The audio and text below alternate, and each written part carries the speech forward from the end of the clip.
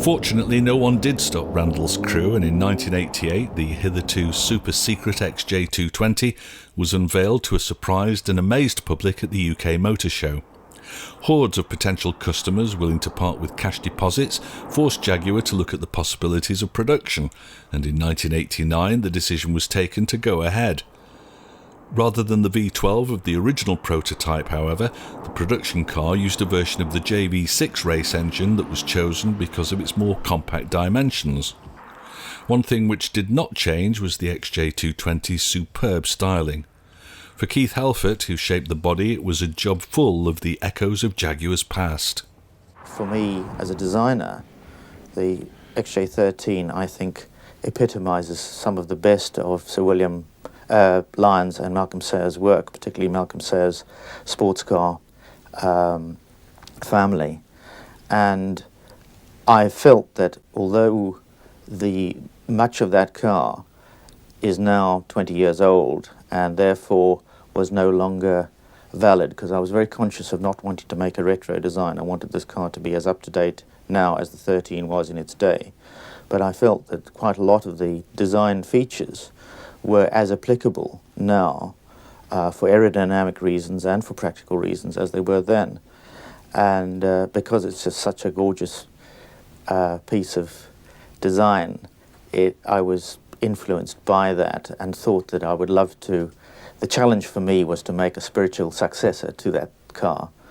And you'll see in the 220 that some of the ideas are taken from that, like the exposed engine, which is seen through the rear window, but also some of the presence of the car. I mean, for me, much of the 220, I wanted it to have that combination of elegance and power that the original Jaguars had, to be a sculptural statement rather than a graphics statement, because again, for me, Jaguars are all about sculpture, as well as the fact that I actually do like sculptural shapes.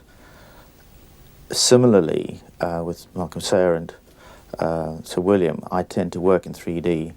I had done few pencil sketches and just got an idea in my head of roughly what I wanted the design to be, but from then on the design was done in clay, and so the 220 ended up being very much a form-driven car, although obviously it had to meet the functional requirements, and that included the street legal requirements, the manufacturing requirements, and because it was conceived as a Group B racing car, and this became a major challenge in the design, was to make it aerodynamically competitive with Group C cars. And as a result, a lot of the shapes and features on the car are there for aerodynamic reasons. I was very conscious when I was doing this that I wanted them to be the design to follow the function rather than to be there for gratuitous reasons. Because again, I think that that's very much fundamentally what Jaguars are all about.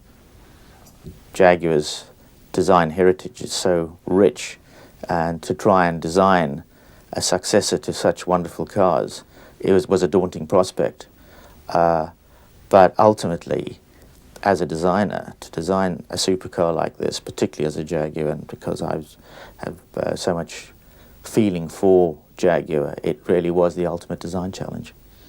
You've been at Jaguar long enough to have been there in the days when Sir William was a visitor to the styling studio. Right. Mm. Is there any direct input? I mean, there must be some input from him into you from the way you speak about Jaguar. Was there direct input from him into XJ220?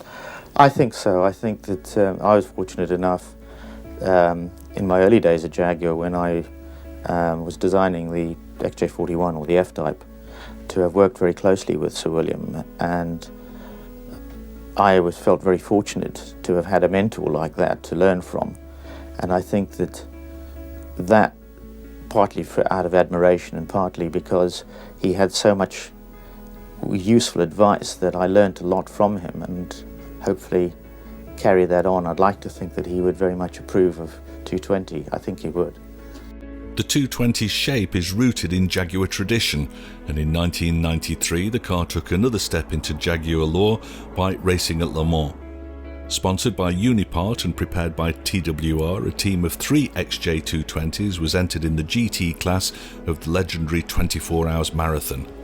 With the race approaching its final hour, 2 of the 3 cars had retired, but the survivor was leading its class.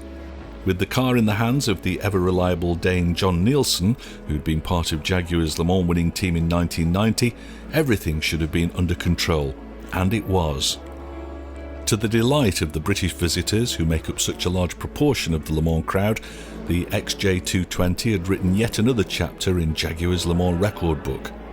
At the finish, it was announced that the XJ220 had won the GT class of this most prestigious of sports car races.